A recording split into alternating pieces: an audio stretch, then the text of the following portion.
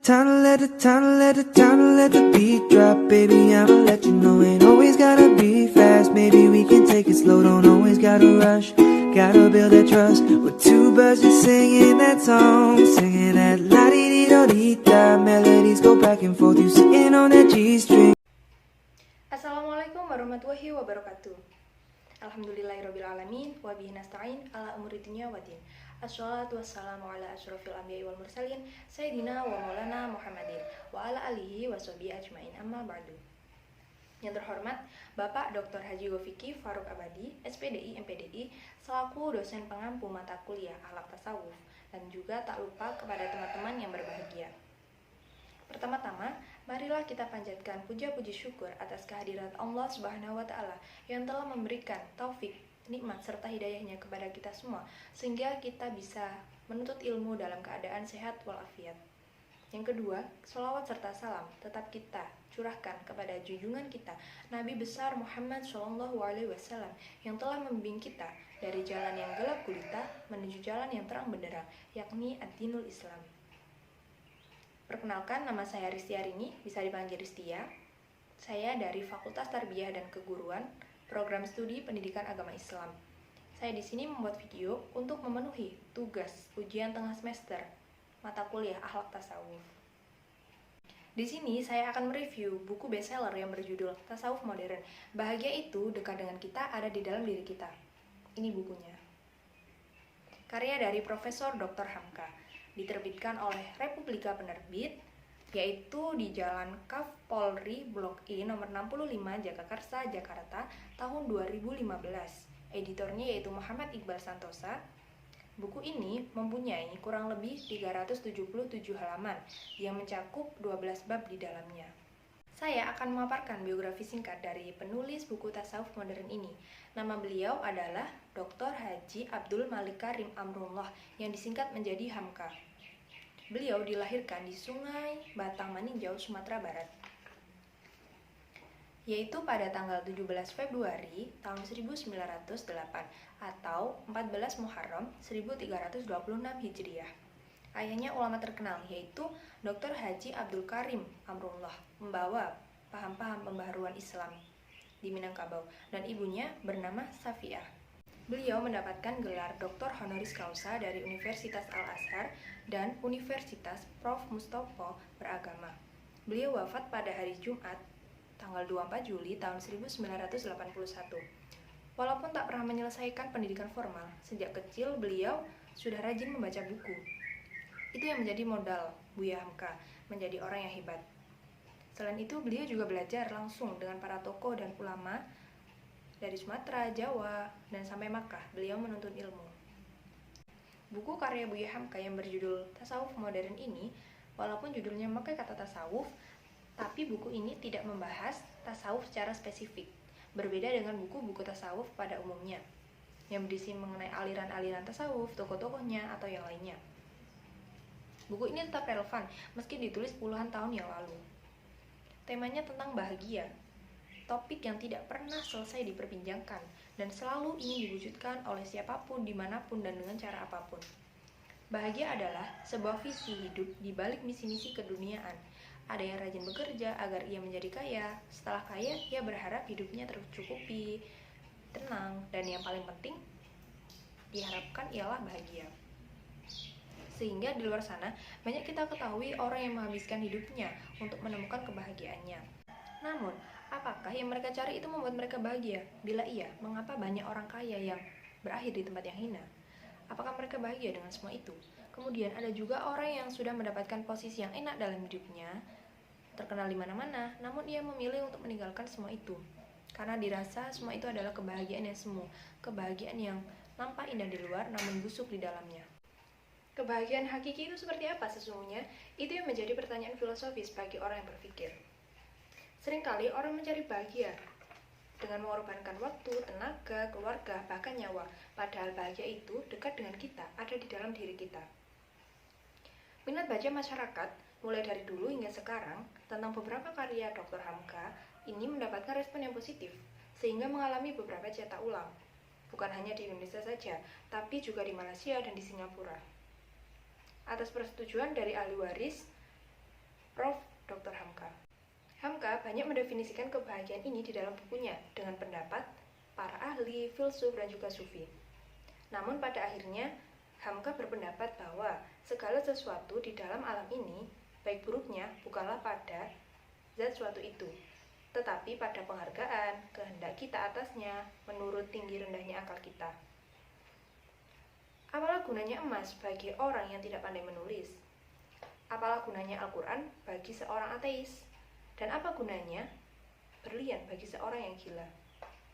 Sebab itulah kita manusia dianjurkan untuk membersihkan akal budi kita, supaya dengan itu kita mencapai kebahagiaan yang sejati. Selanjutnya, Hamka juga menjelaskan ketidakefektifan akal tanpa adanya iradah dalam mencapai kebahagiaan. Apa gunanya akal yang hebat dan tinggi, tapi tidak memiliki kemampuan untuk bisa mencapai kebahagiaan? Kemudian dilanjutkan dengan dari apakah tersusun anasir bahagia itu. Di sini Pak Hamka menitik beratkan kepada apa yang diberikan oleh Imam Al-Ghazali, yaitu yang pertama bahagia akhirat, yang kedua keutamaan akal budi, yang ketiga keutamaan yang ada pada tubuh, yang keempat keutamaan dari luar tubuh, dan yang kelima yang datang lantaran taufik dan bimbingan Allah Subhanahu wa Ta'ala. Lalu pada tulisan selanjutnya, Hamka mulai menjelaskan tentang urgensi agama dalam kehidupan, dan memang sangat tidak bisa kebahagiaan itu dicapai tanpa agama, dikarenakan agama dapat menimbulkan 3 sifat yang selalu menjaga dan mengarah kepada kebaikan bagi seseorang. Yang pertama, yaitu malu. Yang kedua, amanah atau dapat dipercaya. Dan yang ketiga adalah sidik atau jujur. Kemudian dilanjutkan dengan penjelasan Hamka tentang keutamaan otak dan keutamaan budi, yang mana kebahagiaan otak dapat membedakan antara jalan yang mulia dan jalan yang hina. Dan adapun keutamaan budi adalah menghilangkan segala perangai-perangai yang buruk.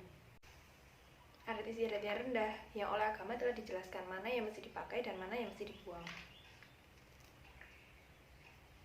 Bahwasanya dapat mengalahkan manusia untuk mencapai keutamaannya sebagai manusia adalah nafsu, dan juga letak keikhlasan manusia ketika berbuat. Apakah ia ikhlas terhadap semua aspek perbuatannya ataukah tidak? Hamka menjelaskan tentang anasir yang keempat, tentang kesehatan jiwa dan kesehatan badan, yang mana mesti seimbang di antara keduanya. Kemudian Hamka juga menyebutkan nasihat untuk memelihara kesehatan jiwa dan bagaimana juga mengobati jiwa yang lemah, yang terkena penyakit-penyakit jiwa. Kemudian dilanjutkan dengan penjelasan urgensitas kekayaan serta pengarahan dalam mendapatkannya, dan juga pilihan prioritas dalam pemenuhan kebutuhan dengan kekayaan itu sendiri. Selanjutnya, Hamka juga menjelaskan tentang qanaah. Qanaah adalah menerima segala sesuatu yang telah Allah berikan kepada kita dengan lapang dada, ikhlas, dan sabar. Karena itu adalah ketentuan dari Allah Subhanahu wa Ta'ala. Qanaah inilah yang menjadi sebab kebahagiaan bagi umat terdahulu. Dengannya tidak terjadi perbedaan sosial yang sangat kaya, sederhana, miskin, dan sangat miskin. Hamka juga melengkapi syarat-syarat yang mesti dipenuhi, yaitu tawakal. Tawakal adalah menyerahkan segala keputusan suatu perkara kepada Allah Subhanahu wa Ta'ala setelah adanya ikhtiar atau usaha. Dan di sini dilanjutkan dengan penceritaan bagaimana kebahagiaan yang dirasakan oleh Rasulullah, dan juga bagaimana penggunaan akal dalam menanggapi penciptaan alam, yang mana tidak hanya seharusnya menjadi tanda tanya bagi manusia untuk selalu bersyukur kepada Allah. Setelah puas berbicara mengenai bahagia itu dan apa yang dibutuhkan untuk mencapainya, Hamka tidak lupa memberikan kontroversi dari bahagia itu sendiri. Dan Hamka merangkumnya dalam 3 perkara. Yang pertama, pendapat dari akal yang salah. Yang kedua, rasa benci. Dan yang ketiga, mengundurkan diri. Dan pada akhirnya ditutuplah karya ini dengan bab bermunajat kepada Ilahi.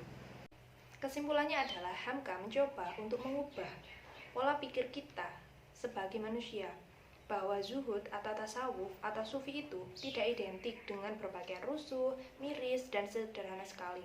Pasrah, mengasingkan diri, tidak beristri, bahkan sampai mengharamkan apa yang dihalalkan oleh Allah, menyumpahi harta, kemudian membelakangi permasalahan duniawi, benci akan kedudukan. Sehingga apabila manusia umat Islam memiliki pemikiran seperti ini, apabila musuh Islam datang, tidak ada lagi senjata untuk menangkis kedatangan mereka. Seperti yang kita saksikan di kota Baghdad, Iran, saat ditaklukkan oleh bangsa Mongol yang dipimpin oleh Kulabukan.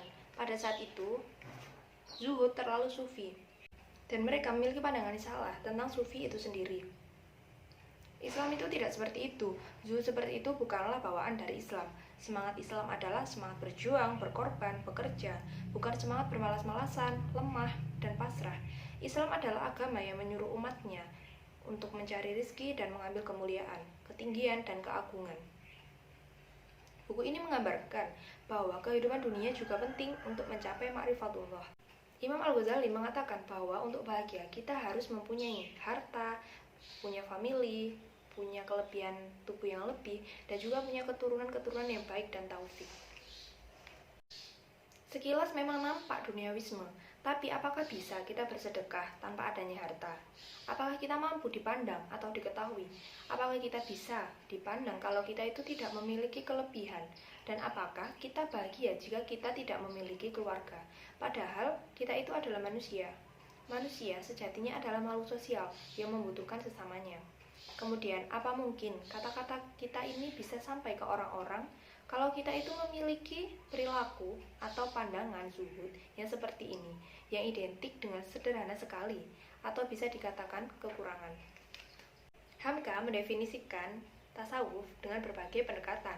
Yang pertama yaitu pendekatan sejarah, yang kedua yaitu pendekatan antropologis, yang ketiga yaitu pendekatan sosiologis, yang keempat yaitu pendekatan kebudayaan, dan yang kelima yaitu pendekatan filosofis. Pendekatan sejarah yaitu melihat asal-usul sufi itu sendiri dan melihat kehidupan, mengapa para sufi muncul pada saat itu. Pendekatan antropologis yaitu melihat praktek di lapangannya. Pendekatan sosiologis yaitu gejala yang timbul setelah adanya kerja lapangan tadi. Yang keempat yaitu pendekatan dengan kebudayaan, yaitu dengan melihat kebudayaan berkembang saat ini dan masa lalu, apakah ada perubahan setelah adanya tasawuf modern ini atau sama saja. Dan yang terakhir yaitu pendekatan filosofis, yaitu mencari dan menyimpulkan hakikat dari tasawuf itu sendiri. Pak Hamka juga memberikan pengertian dengan analogi yang sangat dekat dengan kehidupan sehari-hari, sehingga kita mampu untuk mengingat karangannya yang mudah dimengerti. Yaitu seperti ini. Tasawuf yang berat menjadi seringan bulu angsa yang melayang di trotoar saat tersapu angin. Dengan adanya tulisan dari Pak Hamka ini. Sekian review dari buku Tasawuf Modern karya Dr. Hamka. Kurang lebihnya saya mohon maaf ya sebesar-besarnya apabila terdapat kesalahan, baik yang saya sengaja maupun tidak disengaja. Dan terima kasih banyak atas perhatiannya karena telah menonton video ini hingga selesai. Sekian dari saya. Wabillahi taufiq wal hidayah, waridho wal inayah. Wassalamualaikum warahmatullahi wabarakatuh. Time to let the beat drop, baby.